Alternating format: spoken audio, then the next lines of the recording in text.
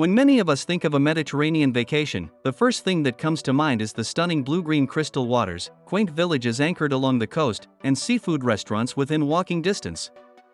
Perhaps this is part of what inspired rock star John Allman to escape the pressures of the music industry to rest and relax on the picturesque island of Cyprus. Unfortunately, he runs into more serious trouble when the cliffside house he bought turns out to be a destination for people who want to end their lives.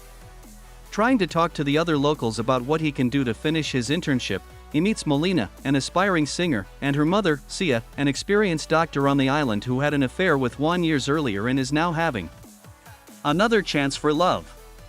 Writer-director Stellana Claris follows the well-worn beats of the romantic comedy committed in the sequel to her 2014 debut. In Find Me Falling, he offers few surprises for the audience and instead follows a predictable story of a long-term romantic reunion with two beautiful leads. However, the suicide plot right outside John's door feels strangely slippery and dampens the feel of this bouncy escapist novel. The movie is called Find Me Falling. In some scenes, this plot detail is played for laughs, such as when an angry John criticizes a man who was looking down and heads for a cliff. The man turns back and John continues his emotional conversation with Sia.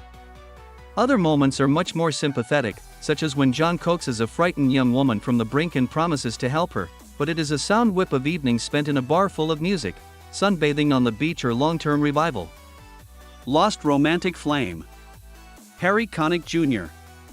looks a little too polished, like a jaded rock star who wants to get away from it all, but is pretty tired of all the small-town evil he finds when he arrives. He seems embarrassed that people recognize him, and he may be one of the most unassuming rock stars ever written for film. As Sia, Agni Scott plays a capable woman who juggles her career and single parenthood well, and maintains an elegant sense of indifference in the film. It's a show that's almost too cool and distant, because their characters can verbally lust after each other, the physical chemistry seems less obvious and their passions seem less exciting than some of their arguments. However, Claris' script does not focus only on the two lovebirds in the film. He creates Sia's relationship with her daughter Molina, his worried sister Kola, tired of this noisy stranger, who returned to Cyprus for more than just scenery, and Mariku, the family matriarch, who is always willing to listen, share her wisdom with the family and cool things down between family members. A loving family dynamic develops alongside the romance, grounding the story in culture and place rather than just using it as a narrative backdrop. Even Captain Manoli plays an important role for John on a tour of the city, where he explores a tavern where John sees Sia for the first time in years, who has her own problems, for which John then helps her and her family in return. At the end, Find Me Falling lands on uneven ground. The frothy bubbles of this light romantic comedy seem to burst with dramatic interruptions and sudden intrusions of uninspired pop music and lyrics. John's big hit is called Girl on the Beach, and the song doesn't sound better than the title. It's an odd choice that can play into viewers' expectations of light-hearted escapist romance, like using lime for a Greek dish that calls for lemon.